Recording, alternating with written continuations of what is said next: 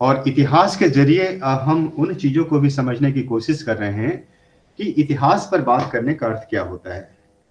जैसे कि आप सबसे हमारी चर्चा होती रही है कि इतिहास का मामला बहुत ही जटिल भी है और बहुत ही सरल होता है।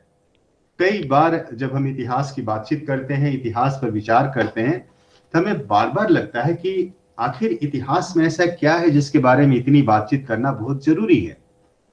आप गौर करेंगे कि जैसे कि हमने आपसे कहा था कि आज से हमारी जो कक्षाएं शुरू हो रही है इतिहास को लेकर के, हम मूलतः इतिहास की अवधारणा और साहित्य के इतिहास पर बात करेंगे।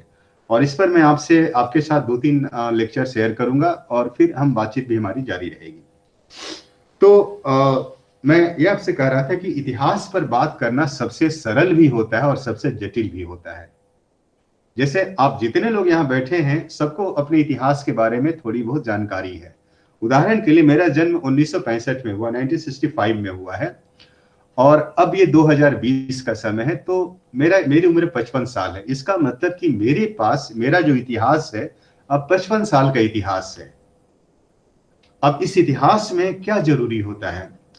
इतिहास में हमेशा 3 चीजें बहुत जरूरी होती है। एक, इसमें कहा जाता है कि जो समय होता है, समय बहुत जरूरी होता है।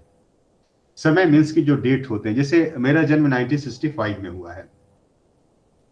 ऐसे ही इतिहास में जो दूसरी सबसे महत्वपूर्ण बात होती है, स्थान की चर्चा होती है, प्लेस की, कहाँ मेरा जन्म हुआ है। तो मेरा जन्म जैसे बक्सर में, बिहार के बक्सर में अहिरौली नामक गांव में हुआ। और बक्सर के बारे में आप सब लोग जानते हैं कि बक्सर पूरे भारतीय इतिहास में, इंडियन हिस्ट्री में बैटल ऑफ बक्सर के रूप में बहुत मशहूर रहा है। और बैटल ऑफ बक्सर ने जो 1764 में हुआ था, उसने पूरे के पूरे भारत की तस्वीर को बदल दिया था। और उसके बाद कहा जाता है कि उत्तर भारत की जो दीवानी थी वो ईस्ट इंडिया कंपनी के हाथ में आ गई थी। और फिर धीरे धीरे ईस्ट इंडिया कंपनी ने 3 बड़े मतलब शासकों को एक तरह से परास्त किया था। लखनऊ के नवाब को, सुजाउद्दौला को, दिल्ली के बादशाह शाह आलम को, और बंगाल के जो नवाब थे मीर कासिम, उन तीनों की सेनाओं को परास्त किया था। तो बक्सर एक तरह से बहुत हिस्टोरिकली इंपॉर्टेंट जगह है, एक महत्वपूर्ण जगह है। और एक तरह से बक्सर के बारे में बात करना, बक्सर को जानना बहुत जरूरी होता है। तो ये प्लेस की बात हुई। इतिहास में जो तीसरा सबसे जो महत्वपूर्ण बात होती है वह घटना होती है कि आखिर कौन सी घटना घटी। तो आप कहेंगे कि 1965 में बक्सर के हरौली में आप प्रोफेसर देवेंद्र चौबे का जन्म हुआ, मतलब किसी का बोर्न हुआ। ये एक बड़ी घटना थी, लेकिन यह घटना कोई बड़ी घटना इतिहास के लिए नहीं होती है। इतिहास में हमेशा उस घटना का महत्व होता है जिसके जरिए चीजें बदल जाती है, या ऐसी घटना जो जिसने आपकी पूरी जिंदगी को बदल दिया हो। अगर आप उस घटना को रिकॉल करेंगे तब आपके जहन में आएगा कि आपके जीवन में ऐसी कौन सी घटना घटी थी जिसने आपको पूरा का पूरा बदल दिया, आपके जीवन के सर्किल को बदल दिया। जैसे मान के चलिए कि जब मेरी उम्र 1974 में, मैं जब 9 साल का था, तो बक्सर जो है, जो हमारा गांव है, गंगा नदी के तट पर है। और नदी में स्नान करते करते मैं पानी में डूब गया था और फिर गायब हो गया था। और बहुत देर के बाद शाम को मेरी नींद टूटी, तो मैं अपने घर के आंगन में लेटा हुआ था और लोग ये बात कर रहे थे कि अगर वह गांव का मल्लाह नहीं होता तो शायद मैं पानी में डूब गया होता, फिर मेरी मृत्यु हो गई रहती, फिर मैं नहीं होता। तो यह घटना जो 74 की थी, इसने एक तरह से आपकी जिंदगी को बदल के रख दिया।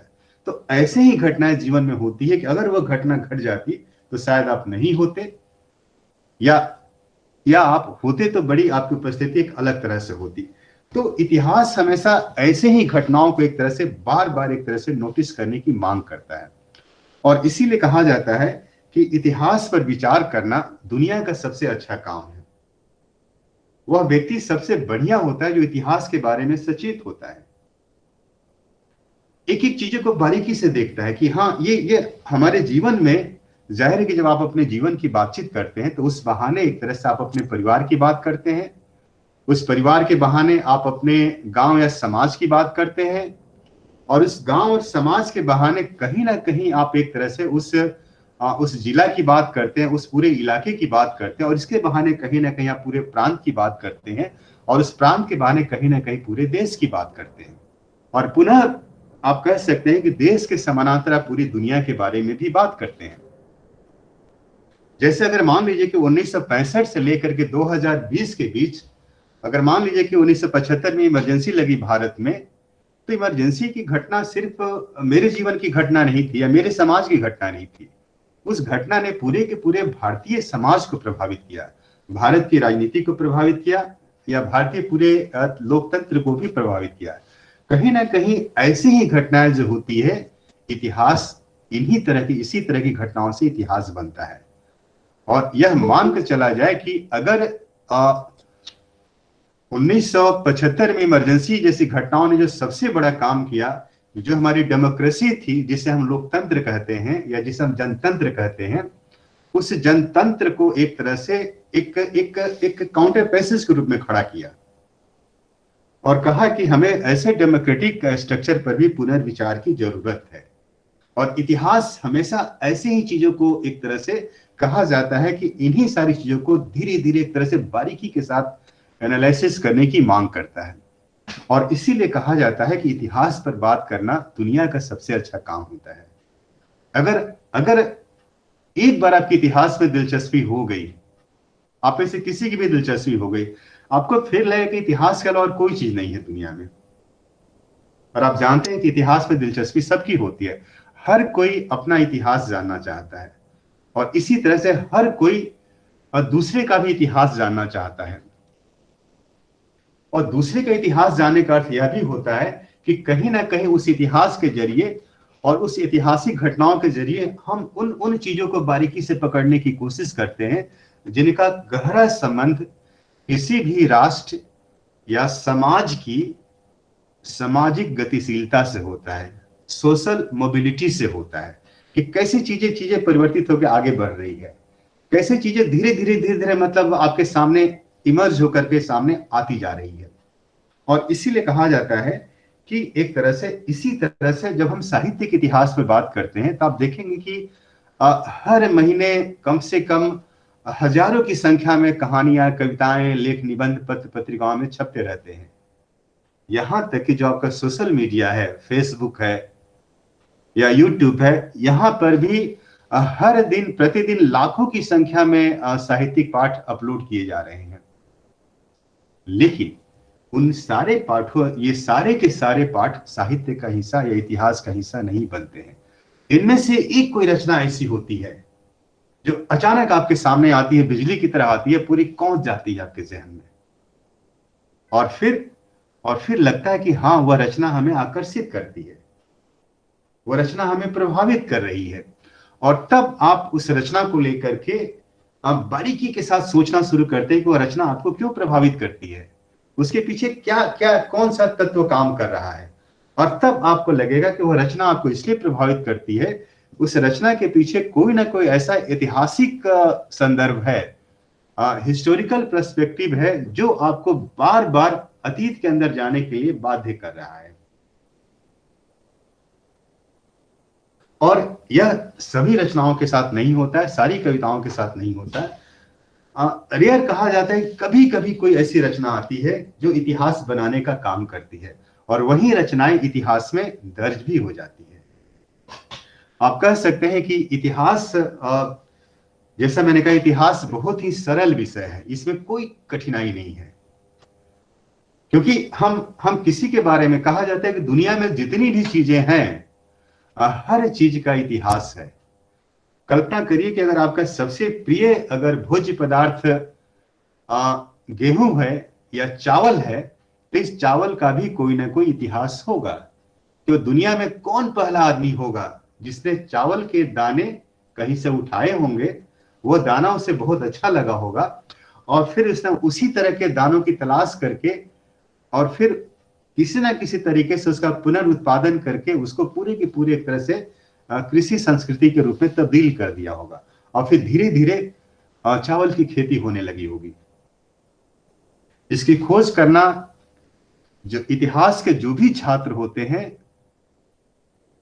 उनका सबसे बड़ा दायित्व होता है। अगर आपने खोज लिया कि वह दुनिया में संसार का पहला कौन सा व्यक्ति था जिसने चावल या गेहूं के दाने का मतलब के बारे में पता किया था, तो आप इतिहासकार हो जाएंगे। अभी भी किसी को मालूम नहीं कि सबसे पहले किसने, जैसे मान लीजिए कि बहुत सारे साइंटिस्ट ने, आइंस्टाइन के बारे में आपने सुना होगा, ऐसे बहुत सारे वैज्ञानिक हैं जो कोई ना किसी चीज की खोज करते रहते हैं। ये सिर्फ साइंस का मामला नहीं है, या ये हर विधा में ऐसा होता है। जैसे मान लीजिए कि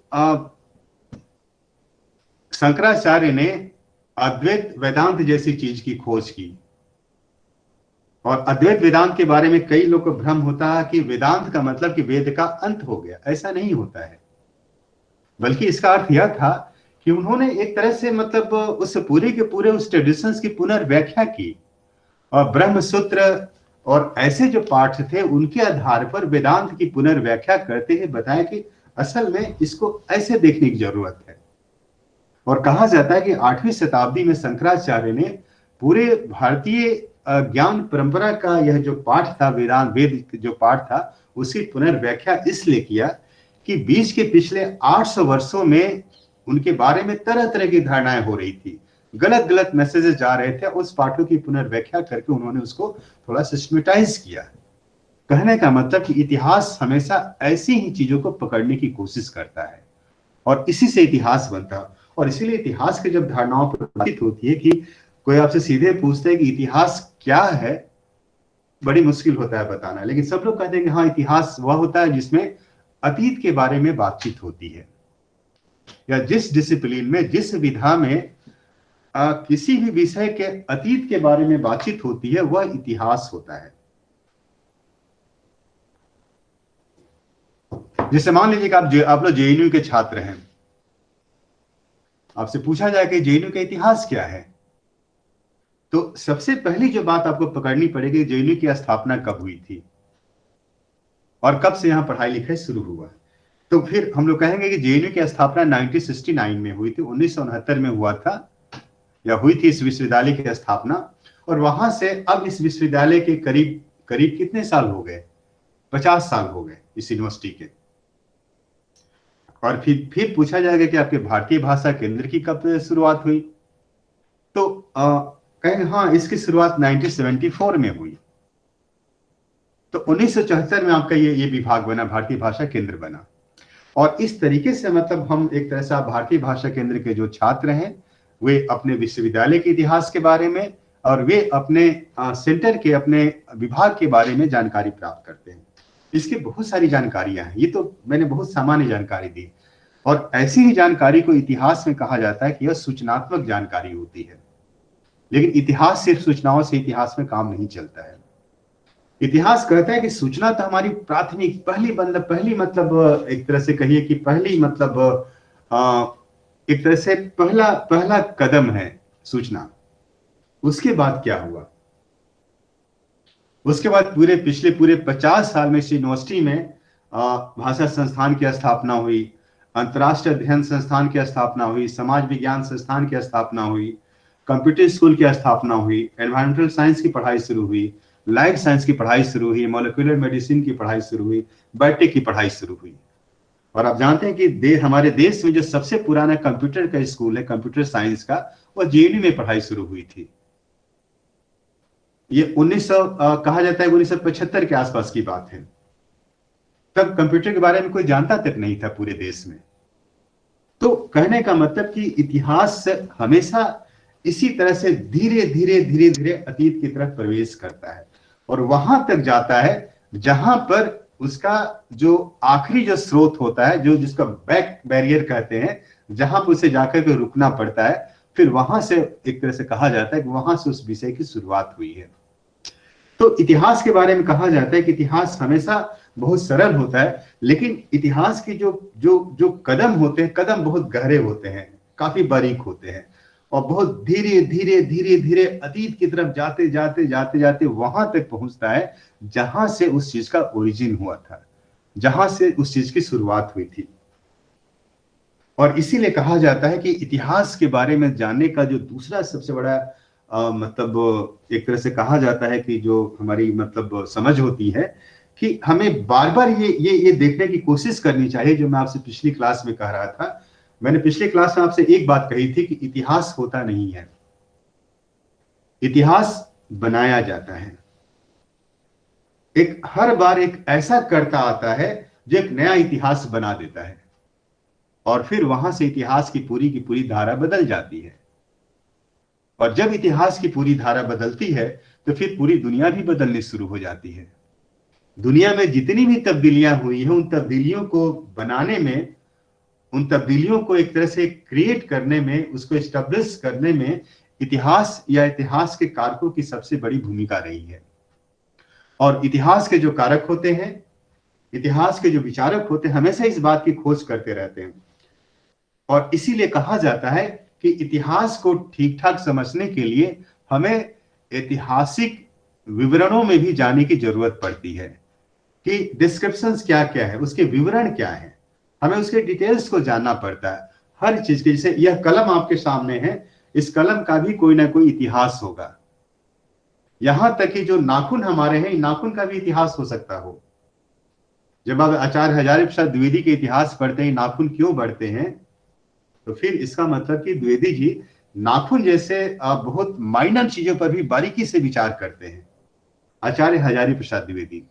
और विचार करते करते करते करते उसके डिटेल्स में जाते हैं, वहां जाकर के बहुत सारी चीजों को निकाल कर लाने की कोशिश करते हैं। तो कहा जाता है कि इतिहास ऐसे ही बारीकी के साथ चीजों की बारीक पड़ताल करता है। और इसीलिए कहा जाता है कि इतिहास में हिस्टोरिकल जो रेफरेंसेस होते हैं, ऐतिहासिक जो संदर्भ होते हैं, ऐतिहासिक जो डिस्क्रिप्शंस होते हैं, ऐतिहासिक जो विवरण होते हैं, उसको भी बहुत बारीकी के साथ इकट्ठा करने की जरूरत होती है।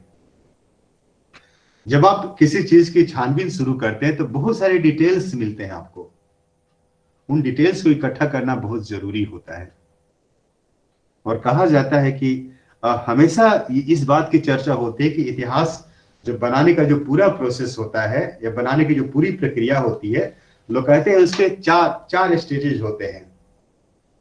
पहले स्टेज में हम एक तरह से डाटा का कलेक्शन करते हैं। जैसे मान लीजिए कि आप आचार्य रामचंद्र शुक्ल को ध्यान में रखिए कि जब बनारस हिंदू यूनिवर्सिटी में हिंदी की पढ़ाई शुरू हुई, तो फिर जब जब आचार्य रामचंद्र शुक्ल बच्चों को, छात्रों को हिंदी पढ़ाने लगे, तो उनको लगा कि छात्रों को हिंदी क्या पढ़ाया जाए। और कहते हैं कि हिंदी विषय की पढ़ाई का जो मामला है, खास करके उसकी शुरुआत कब से हुई बहुत डिटेल्स नहीं है, लेकिन कहा जाता है कि फोर्ट विलियम कॉलेज में जब एक तरह से स्थापना हुई, तो फोर्ट विलियम कॉलेज में 1803 के बाद जब भाषा विभाग बना, तो वहां पर उसके जो चारों मतलब जो विद्वान थे, सदल मिश्र, लल्लू लाल, ये सब जो ईसा अल्लाह खां जो थे, इन लोगों ने एक तरह से हिंदी के तरह तरह के पाठों को लिखना शुरू किया। क्या, हाँ, एक हिंदी ऐसे लिखी जाती है पश्चिमी प्रदेश, पश्चिमोत्तर प्रांत की, तो पूर्वी प्रांत की हिंदी ऐसे लिखी जाती है। एक हिंदी ऐसी भी है जो अरबी फारसी से प्रभावित है, और एक हिंदी ऐसी भी है जिस पर संस्कृत का गहरा प्रभाव है। तो ये चार तरह की हिंदी सबके सामने आई। लेकिन कहा जाता है कि पाठ्यक्रम के रूप में, एक विषय के रूप में हिंदी की पढ़ाई बहुत बाद में शुरू हुई। और कहते हैं कि 1823 और 24 का समय बहुत इंपॉर्टेंट था, जब फोर्ट विलियम कॉलेज में हिंदी पढ़ाने के बारे में चर्चाएं होनी शुरू हुई।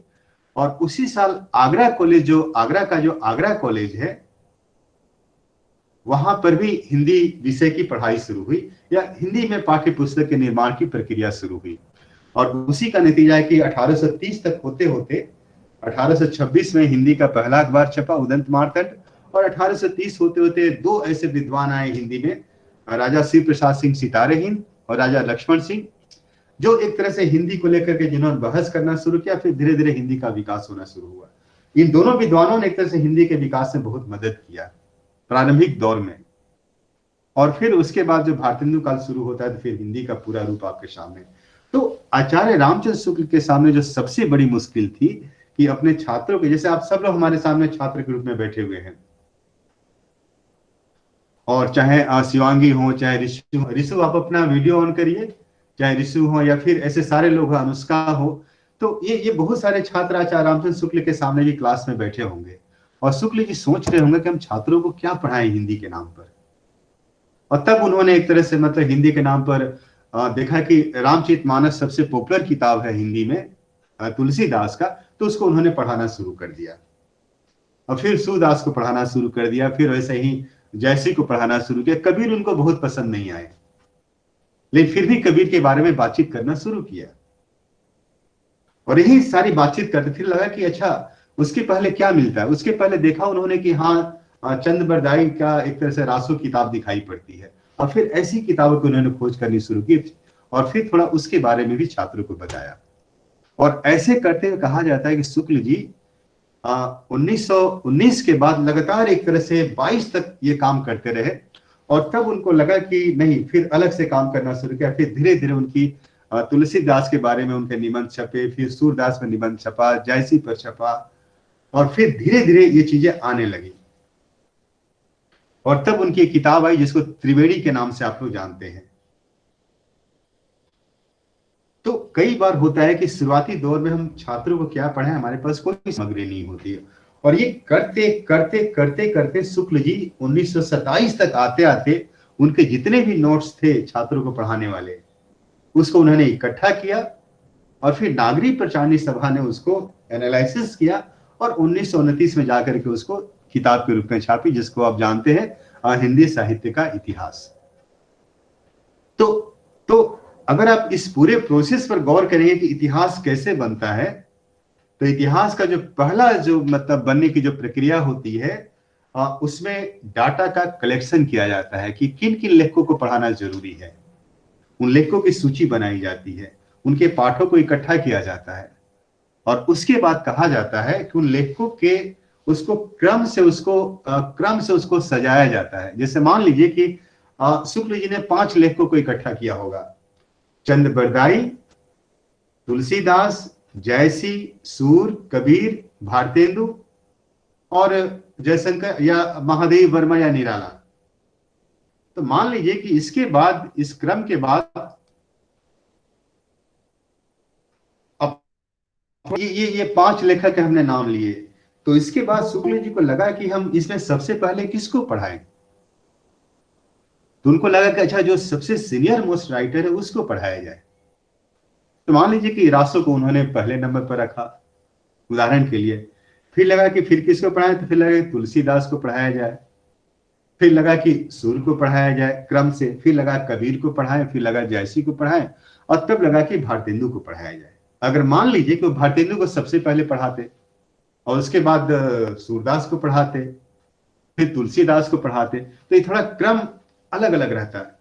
तो कहा जाता है इतिहास का जो दूसरा काम होता है, जो इतिहास जो तैयार होता है उसमें एक क्रम बनाना बहुत जरूरी होता है और इस क्रम को बनाने में जो हिस्टोरिसिटी होती है, जो ऐतिहासिक जो समय होता है, उसकी सबसे बड़ी भूमिका होती है। यहां पर आपको मतलब एक खास तरह के कालक्रम को ध्यान में रखना होता है। तो फिर तो इतिहास में दूसरा काम होता है, जो भी आपने डाटा इकट्ठा किया, जो भी तथ्य आपने इकट्ठा किया, उसको आप एक साथ अरेंज करते हैं, वन बाय वन ऐसे करके ऐसे इकट्ठा करते हैं। जैसे मान लीजिए कि आपके सामने 2 किताब दिखा रहा हूं। एक यह किताब है आधुनिक साहित्य के, आधुनिक भारत के इतिहास लेखन के कुछ साहित्यिक स्रोत। यह किताब 2016 में छपी। और फिर मान लीजिए मैं आपको यह किताब दिखाऊं, 1857 भारत का पहला मुक्ति संघर्ष। तो यह किताब 2008 में छपी। मैं कहूं कि नहीं, मैं आपको सबसे पहले इस किताब को पढ़ाऊंगा फिर इसको पढ़ाऊंगा। तो आप कहेंगे कि सर यह किताब 2016 में छपी, ये 2008 में छपी, तो आप पहले 8 वाले को पढ़ाइए फिर 16 वाले को पढ़ाइए। तो इतिहास में हमेशा क्रम का ध्यान रखना बहुत जरूरी होता है। तो यह किताब पहले पढ़ाई जाएगी, यह किताब बाद में पढ़ाई जाएगी। अब थोड़ा सा ध्यान दीजिए, यह किताब 1857 को लेकर के है और यह किताब में भी इतिहास है, इससे बहुत सारी बातें इतिहास की है। तो इसीलिए यह किताब का स्थान पहला होगा, इसका दूसरा होगा। तो इतिहास में हमेशा जब आप जब उपन्यास का इतिहास लिखेंगे तो आप गोदान को 1 नंबर में नहीं रखेंगे। आप आप 1 नंबर पर रखेंगे लाला श्रीनिवास दास का परीक्षा गुरु रखेंगे आप, क्योंकि वह किताब सबसे पहले छपी है और प्रेमचंद का गोदान उसके बाद छपी है। तो इतिहास में पहला काम होता है डाटा कलेक्शन करना, तथ्यों का संग्रह करना, और दूसरा काम होता है इतिहास में, जो दूसरा काम कहते हैं इतिहास में, वह होता है कि आप चीजों को बढ़िया से अरेंज करें, व्यवस्थित करना। जैसे घर की महिलाएं जब खाना बनाती है तो हर चीज को तरीके से सजाती है, कहाँ सब्जी रखना है, कहाँ दाल रखना है, कहाँ चावल रखना है, कहाँ रोटी रखना है, कहाँ क्या रखना है। ऐसे नहीं होता सबको एक साथ मिला दिया जाता है। अगर आप सबको एक साथ मिला देंगे तो फिर वो क्या बनती है, खिचड़ी बन जाती है। और फिर खिचड़ी में आपको मतलब दाल का स्वाद नहीं मिलता है, सब्जी का स्वाद नहीं मिलता है, चावल का स्वाद नहीं मिलता है। तो अगर आप हर चीज का अलग अलग स्वाद लेना चाहते हैं तो सबको थोड़ा अलग से अरेंज करना होता है। तो अरेंज करना इतिहास के छात्र के लिए, इतिहास के अध्येता के लिए बहुत जरूरी होता है। आप जब भी अपने सवालों का भी जवाब लिखें तो आपको अरेंज करना पड़ेगा सवाल में कि पहले कौन सी बात लिखनी है, उसके बाद क्या लिखना है, फिर क्या लिखना है, मतलब शुरुआत कहां से करनी है और अंत कहां करना है, और बीच में क्या होगा, सारा आपको अरेंज करना पड़ता है। इसी को कहते हैं प्लानिंग करना, योजना बनाना। जब आप डाटा इकट्ठा कर लेते हैं तो योजना आपकी बहुत अच्छी होनी चाहिए। आप इसमें जितना बढ़िया से डाटा इकट्ठा करेंगे और डाटा का अरेंज करेंगे, उतना ही बढ़िया आपका इतिहास होगा। और इस कड़ी में जो तीसरा काम होता है वो सबसे इंपॉर्टेंट काम होता है। तीसरा काम जो होता है, और तीसरा काम होता है कि जो आपने डाटा इकट्ठा किया है और जो डाटा आपने अरेंज किया है, उसका आप बारीकी के साथ उसका एनालिसिस करिए, उसका विश्लेषण करिए। एनालिसिस करना, विश्लेषण करना, यह इतिहासकार का तीसरा काम होता है। जो भी आपने इकट्ठा, जैसे मान लीजिए आपने चंद बरदाई के बारे में डाटा इकट्ठा किया है, तो चंद बरदाई का सिर्फ इकट्ठा कर देंगे तो इतिहास नहीं बनेगा। जैसे मान लीजिए कि आप एक बंदूक खरीद करके घर में लाए, उसने आपको दीवार में टांग दिया बंदूक को, तो बंदूक को तो चलना भी चाहिए ना। अगर बंदूक चलेगी नहीं तो फिर बंदूक कैसी होगी वो। और 200 साल से आपकी बंदूक चुपचाप दीवार पर टंगी हुई है तो फिर कोई मतलब नहीं है उसका। तो उसी तरह से आपका तीसरा काम होता है हर चीज का एनालिसिस करना। अगर मान लीजिए आप 10 किताब ला करके अपने घर में रख दिए, इतिहास की किताबें ला कर रख दिए, आपने उसको पढ़ा ही नहीं, तो फिर फायदा क्या हुआ, कैसे आप इतिहास का पेपर पूरा करेंगे। जैसे मैंने आपसे कहा कि आपको 4 किताबें जरूर पढ़नी चाहिए। पहला मैंने कहा था रामचंद्र शुक्ल का इतिहास पढ़िए, दूसरा मैंने कहा था हजारी प्रसाद द्विवेदी को पढ़िए, तीसरा मैंने कहा था राम स्वरूप चतुर्वेदी को पढ़िए, और चौथा मैंने कहा था आपसे विश्वनाथ त्रिपाठी, और आखिरी में 5वीं किताब मैंने कहा था सुमन राजे की हिंदी साहित्य का आधा इतिहास। मैंने आपको शुरुआती नोट्स में जो हमने आपको भेजा था उसे 5 किताब पर ध्यान देने के लिए कहा था। तो अगर आपको मैंने ये लिस्ट दे दिया और आपने लिस्ट को लेकर के अपने घर में रख लिया, तो इससे काम नहीं चले, इससे इतिहास नहीं बनेगा, या इससे इतिहास की समझ आपकी नहीं बनेगी। इतिहास की समझ बनाने के लिए जरूरी है कि जो भी आपको मैंने डाटा दिया है उस डाटा को अरेंज करें और उसका एनालिसिस करें कि हम क्यों आचार्य शुक्ल के इतिहास को पढ़ें, या हम क्यों आचार्य हजारी प्रसाद द्विवेदी के इतिहास को पढ़ें, हम क्यों नहीं उनकी किताब पढ़ें, उनकी किताब पढ़ें, हम क्यों विश्वनाथ त्रिपाठी की किताब पढ़ने के लिए आपसे कह रहे हैं, या फिर हम क्यों आपको रामस्वरूप चतुर्वेदी के इतिहास की किताब को पढ़ने के लिए कह रहे हैं, या क्यों क्यों मैं आपसे यह आपको इस बात की सलाह दे रहा हूं कि आप सुमन राजे के इतिहास को पढ़िए। जब आप ध्यान से मेरी बात को देंगे तब लगेगा कि इन हर इतिहास के लेखन की एक अलग प्रणाली है, इसमें तथ्य अलग अलग हैं सब में, या तथ्यों को प्रेजेंट करने का तरीका बिल्कुल अलग अलग है। मतलब जो भी फैक्ट हैं उन फैक्ट को एक ही तरह से नहीं रखा गया है। हर इतिहासकार ने इतिहास के जो डाटा उसने इकट्ठा किया है उन डाटा को उसने अलग अलग तरीके से रखा है, एक ही तरीके से नहीं रखा है। जिससे उदाहरण के लिए मान लीजिए कि आचार्य रामचंद्र शुक्ल के इतिहास में स्त्री कवियों के बारे में बहुत अच्छा से एनालिसिस नहीं है। उदाहरण के लिए, यह सही नहीं, जो मैं कह रहा हूं सही नहीं है, ये मेरा मत, मेरा परसेप्शन है। आपका मत अलग हो सकता है, ठीक है, आपका मत बिल्कुल अलग होगा। मान लीजिए मेरा मत है कि उसमें जो विमेंस राइटर हिंदी के जैसे मीराबाई हैं, महादेवी बाई वर्मा हैं, उनके बारे में ठीक से नहीं कहा गया है। और इसीलिए उदाहरण के लिए जैसे भक्ति काल में जब शुक्ल जी चर्चा करते हैं, आचार्य रामचंद्र शुक्ल, तो भक्ति काल में जिन 4 कवियों को बड़े कवि के रूप में रखते हैं, उसमें तुलसीदास है, सूरदास है, जायसी है और कबीर है। मीराबाई बहुत पीछे आती है। मान लीजिए अगर मैं अगर लिखता हूं हिंदी साहित्य के इतिहास, तो हो सकता है मेरे हिंदी साहित्य के इतिहास में मीराबाई 1 नंबर पर आ जाए। ये मेरा परसेप्शन है इतिहास का। लेकिन वहीं जब सुमन राजे जब हिंदी साहित्य का इतिहास लिखती हैं, जो किताब 2003 की है, जैसे रामचंद्र शुक्ल की किताब 1929 की है, 1929 की है, हजारी प्रसाद द्विवेदी 1952 के आसपास लिखते हैं, और विश्वनाथ त्रिपाठी और रामचंद्र चतुर्वेदी की जो किताब है 1986 की है, और सुमन राजे की 2003 की है।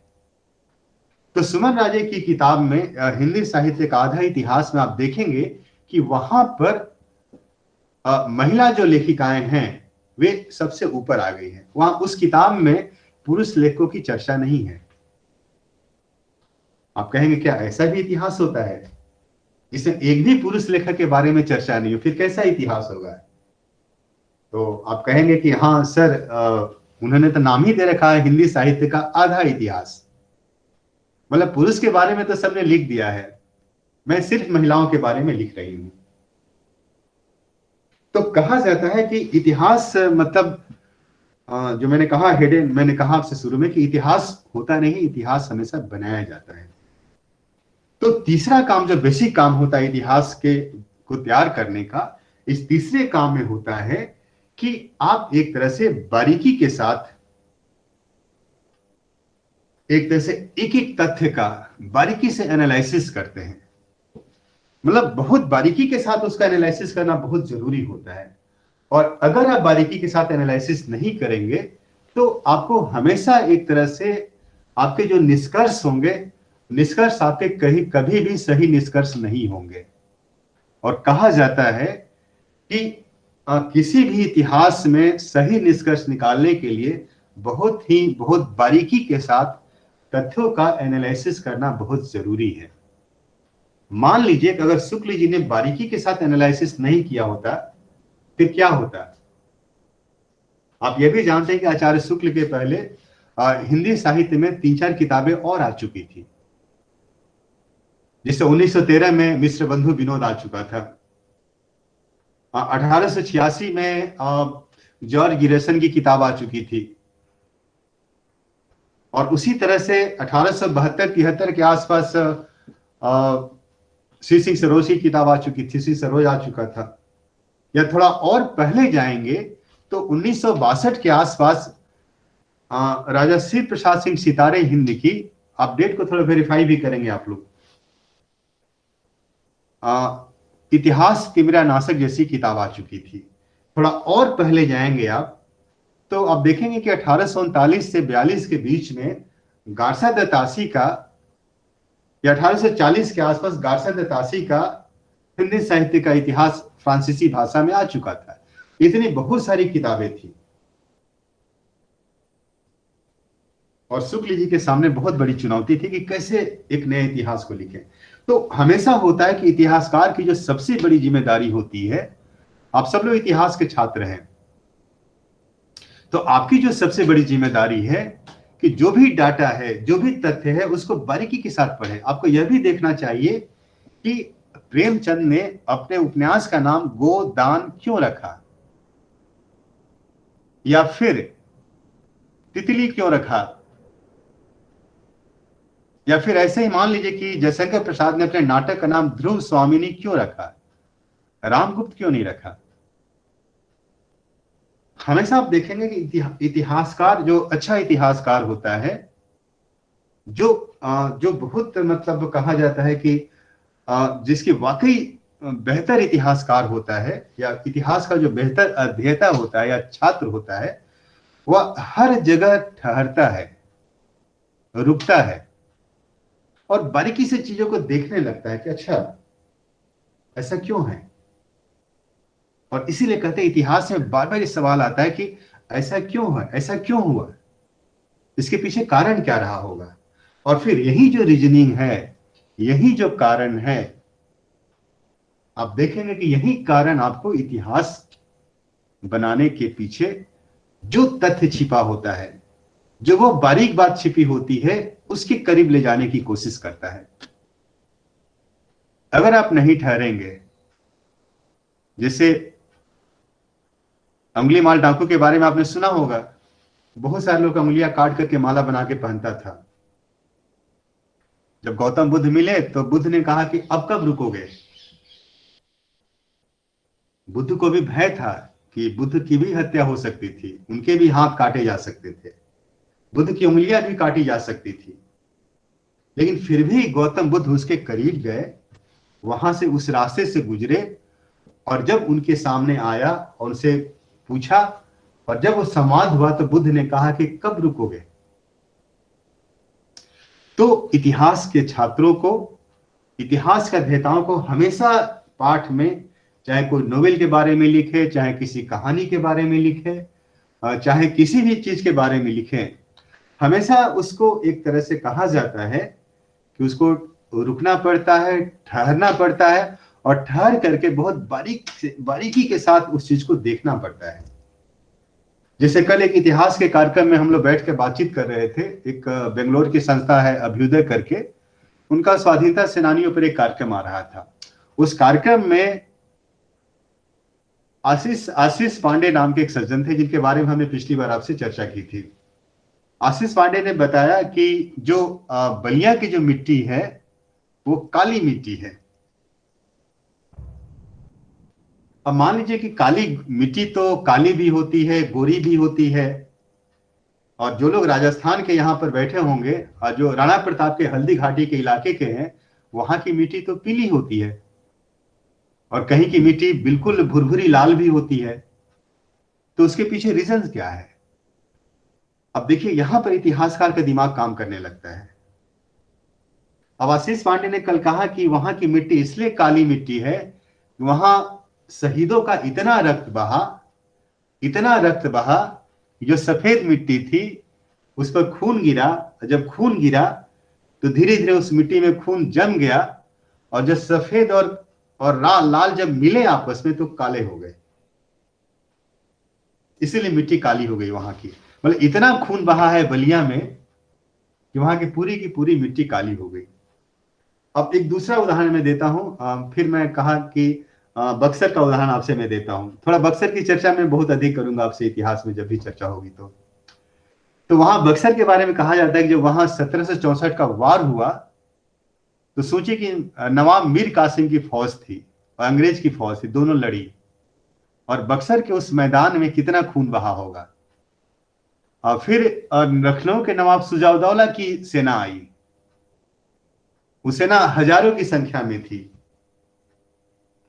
अभी मैं आपको एक कविता शेयर करूंगा, बक्सर के वार के एक योद्धा पर है, उसमें थोड़ा सा अंदाज होगा आपको। हजारों की संख्या में सेना थी, बड़े बड़े हाथी थे, मतलब हौदे वाले हाथी थे, घोड़े थे, ये थे, वो सारे के सारे मारे गए, हार गए। फिर दिल्ली के बादशाह की पूरी फौज आई उस बक्सर के मैदान में, उनका भी बहुत सारा खून बहा। तो वहां की मिट्टी तो पत्थर की हो जानी चाहिए, लेकिन वहां की मिट्टी पत्थर की नहीं है। लोग कहते हैं कि बक्सर की जो मिट्टी है, जो लोग भी उस इलाके से परिचित हैं, वो धान और गेहूं के लिए काफी फर्टाइल भूमि मानी जाती है। वहां 1 बीघा में जितना अधिक धान होता है, वहां कई जगह 15 बीघा में भी धान नहीं होता है। और कई बार जो लोग उस इलाके से परिचित हैं, सासाराम शाहाबाद के इलाके से, उसके बारे में कहा जाता है कि बक्सर के जो दक्षिण का इलाका है वो चावल का इलाका है, और उसको लोग कहते हैं कि वो धान की कटोरी है, मतलब उसको धान की कटोरी कहा जाता है उस इलाके को। जबकि उसी उसी जमीन में नवाब मीर कासिम की, शाह आलम की, शुजाउद्दौला की बड़ी बड़ी फौजें लड़ी। और कई बार जब हम लोग बचपन में जब जाते थे उन खेतों में, हमारे भी खेत वहां पर थे, जब हम हलवाहे को खाना लेकर के जाते थे तो हलवाहा हमसे कहता था जब हम खेत को कोड़ते हैं खेतों को, तो जमीन के नीचे से तलवार निकलती है, भाले निकलते हैं, बर्छी निकलती है। तो हम लोग डर जाते थे, तो हम लोग पूछते थे हलवाहे से, उनका नाम था रामराज यादव करके नाम था उनका। हम लोग पूछते थे कि वो तलवार वाले सिपाही भी दिखाई पड़ते हैं? बोला नहीं, सिपाही तो नहीं दिखाई पड़ते हैं, सिर्फ तलवारें निकलती है। लेकिन उसने फिर कहा हमें, शायद उसने पूछा कि थोड़ा बच्चे पूछ रहे हैं तो बच्चों को बताना चाहिए, उसने कहा कि रात में सारे सिपाही निकलते हैं। कोई अपनी अंग्रेज अपना बंदूक लेके निकलते हैं, जो शाह आलम के फौज है वो तलवार लेके निकलते हैं, कोई हाथी लेके निकलते हैं, और फिर आपस में सारे लड़ते हैं यहाँ पर खेतों में। तो हम लोग पूछते थे वो तो सारे तो मर गए थे सारे सिपाही, तो कहाँ से आते हैं? तो बोले भूत बन के आते हैं और इस मैदान में रात में लड़ते हैं वे। तो आप कल्पना नहीं करेंगे कि हम लोग इतना डर गए बचपन में कि हम लोग, जो गांव है वहां पर एक कथकौली गांव है, उस गांव, वो गांव एक तरह से सेंटर था, वार जोन था, वार जोन का सेंटर था। तो हम लोग इतना डर गए कि हम लोग उस गांव की तरफ डर के मारे जाते नहीं थे। वो कहता था कि वहां उस गांव के पास वो एक बड़ा सा पीपल बरगद का पेड़ है, उसी में सबके चादर छिप जाते हैं रात में। तो ऐसे जो किस्से होते हैं, ऐसे किस्से कहानियां कई कई बार आचार्य द्विवेदी इसीलिए बार बार कहते थे कि साहित्य में ऐसे बहुत सारे किस्से कहानियां होते हैं, वो सच होते हैं, गल्प होता है लेकिन सच होता है, बस उसमें डेट सही नहीं होता है। लेकिन इतिहास में डेट सही होता है और जो घटनाएं होती है वो झूठ होती है। ये बड़ा पुराना युद्ध है इतिहास और साहित्य के बीच का। और दोनों एक दूसरे, कहते हैं कि दोनों एक दूसरे से अलग भी हैं, लेकिन दोनों के एक दूसरे के बिना काम भी नहीं चलता है। अगर साहित्य नहीं होता तो बड़े बड़े इतिहासकार प्राचीन भारत का इतिहास नहीं लिख पाते, चाहे आर.एस. शर्मा हो, चाहे रोमिला थापर हो।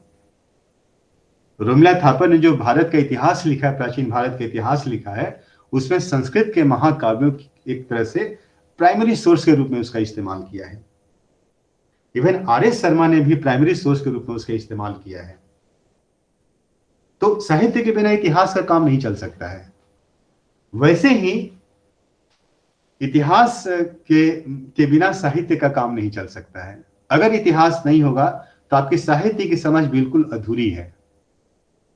और साहित्य की पूरी समझ बनाने के लिए, जिसको हम लोग कहते हैं कि पूरी समझ बनाने के लिए इतिहास का ज्ञान होना बहुत जरूरी है।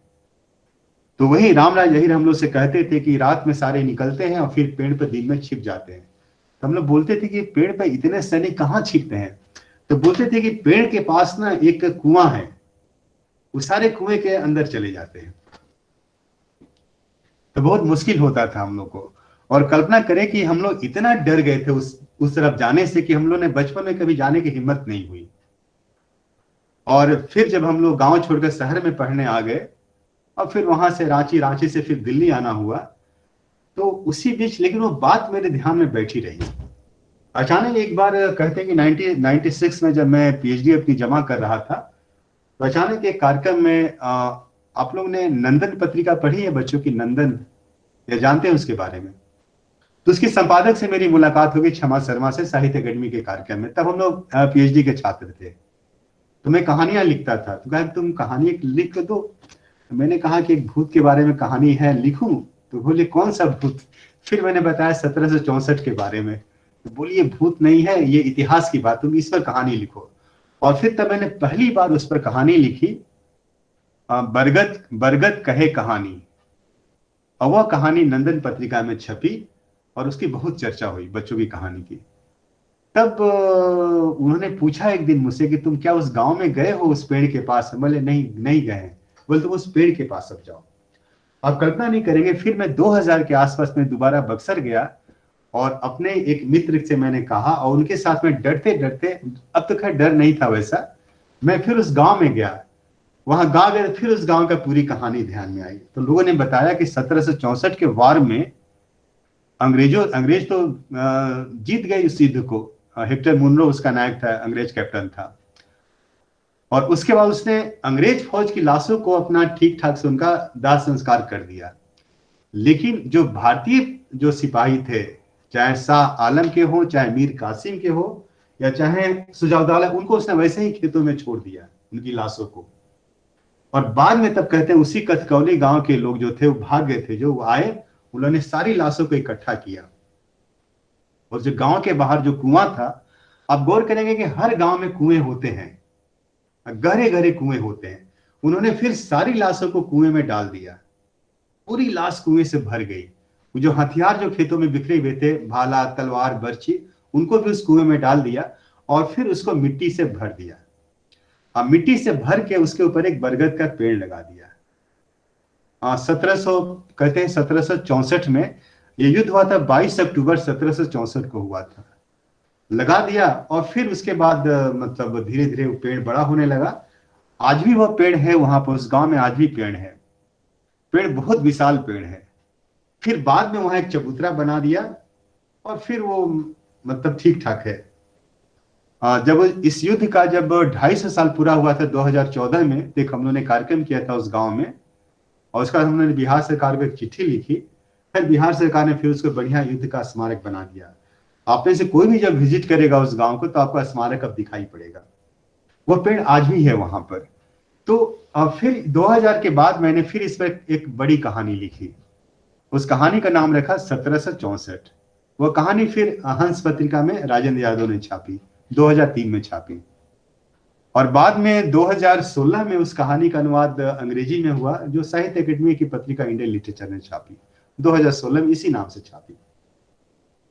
अब कल्पना करिए कि अगर इतिहास के छात्र होने के नाते अगर हम लोग एक एक चीज पर बारीकी से ध्यान अगर मैं नहीं देता, तो कभी भी 1764 जो है एक तरह से कहानी की शक्ल नहीं लेता।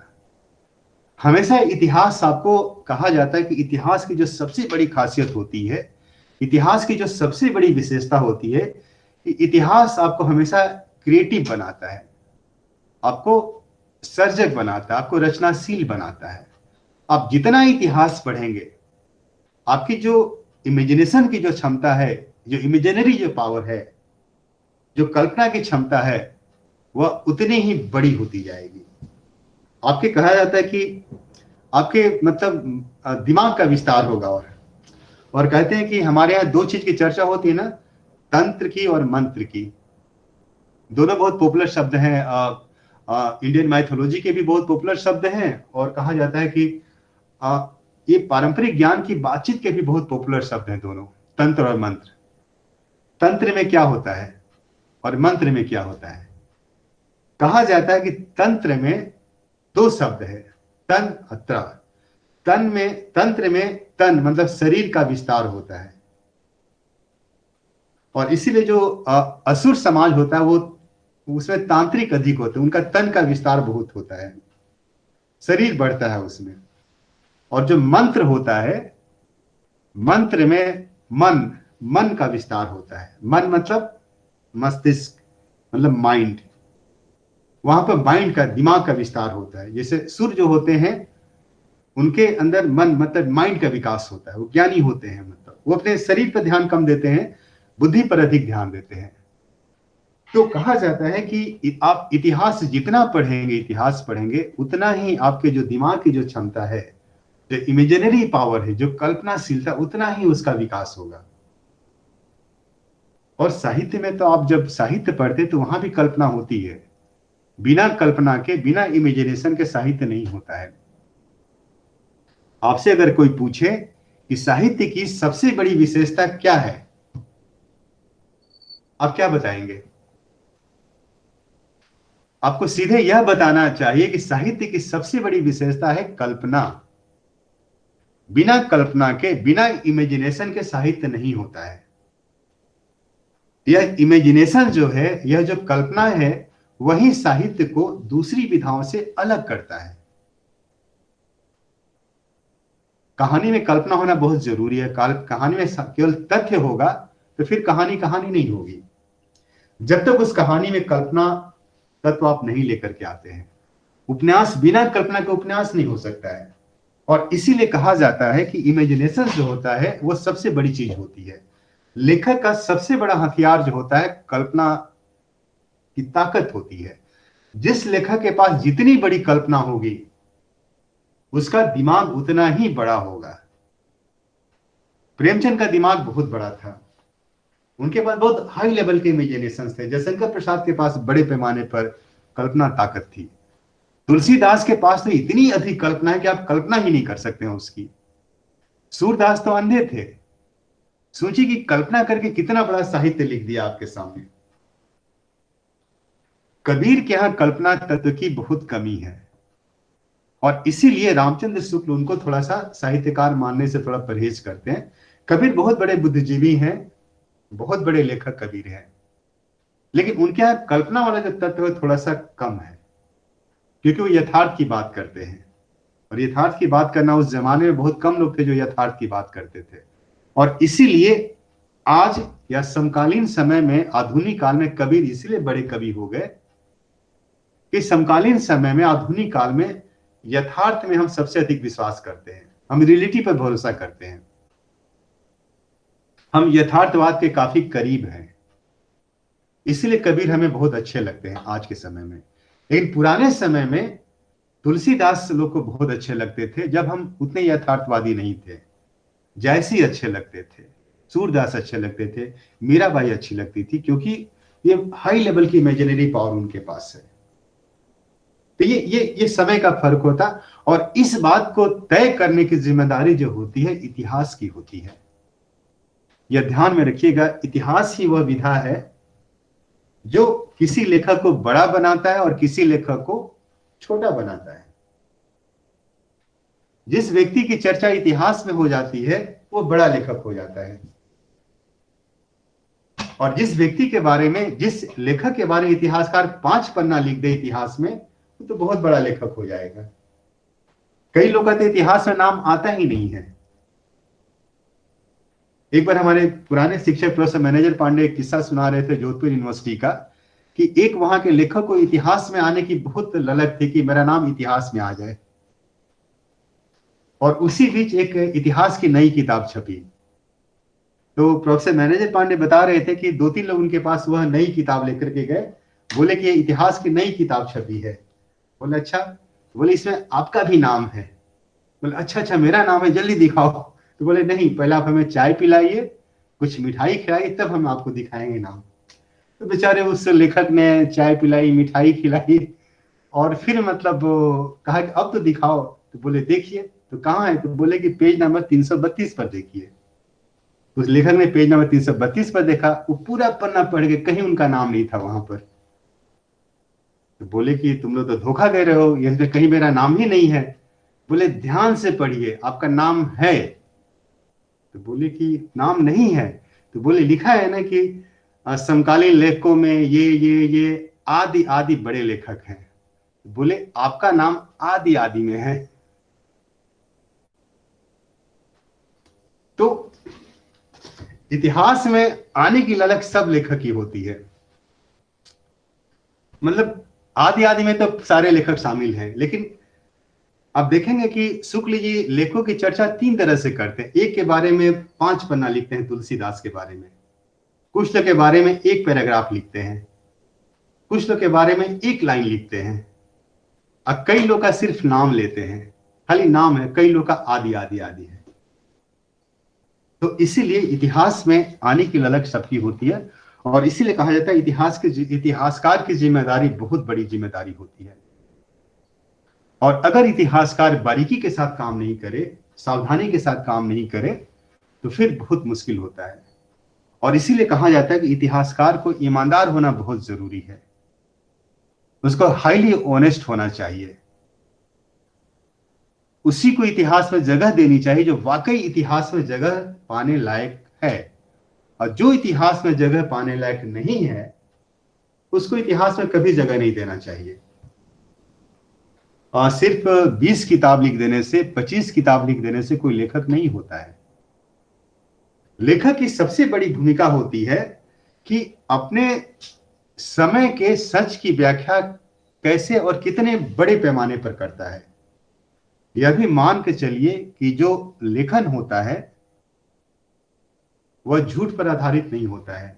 कहानी, उपन्यास कल्पना नहीं होती है। उसमें कल्पना एक एक स्टाइल के रूप में आता है, शैली के रूप में आती है कल्पना। लेकिन जो जो सच होता है उसमें समाज का ही सच होता है। जैसे प्रेमचंद की कहानी अगर मान लीजिए कि पंच परमेश्वर है, तो पंच परमेश्वर में कल्पना कहां पर है? कल्पना वहां पर है जब गांव के सब लोग विश्वास करते हैं कि जरूर अलगू और जुम्मन के बीच जो झगड़ा है उसमें दूसरे को नुकसान होने वाला है। लोग कल्पना किए जा रहे हैं, लेकिन अंत में सच्चाई की जीत होती है। सच सच होकर के सामने आता है। तो कहीं ना कहीं जो लेखक होता है, अपने समय का जो सबसे बड़ा सच होता है, उसको पहले तो उसको जानना जरूरी होता है कि सच है क्या। और सच को जानने में इतिहास बहुत बड़ी मदद करता है। बिना इतिहास को जाने आप समय के सच को नहीं समझ सकते हैं। ये बहुत जरूरी होता है। इस समय के सच को जानने के लिए आपको इतिहास में जाना ही पड़ेगा। बिना इतिहास में गए आप समय के सच को या किसी भी राष्ट्र के सच को या किसी भी देश के सच को आप नहीं समझ सकते हैं।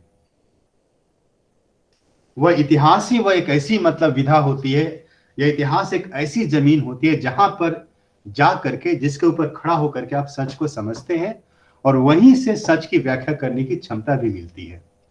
अगर प्रेमचंद ने अंग्रेजी उपनिवेशवाद को ठीक से नहीं समझा होता या ईस्ट इंडिया कंपनी के औपनिवेशिक तंत्र को ठीक से नहीं समझा होता या 1857 के बाद के ब्रिटिश साम्राज्यवाद को ठीक से नहीं समझा होता, तो प्रेमचंद कभी भी मतलब गोदान जैसी किताब नहीं लिख पाते।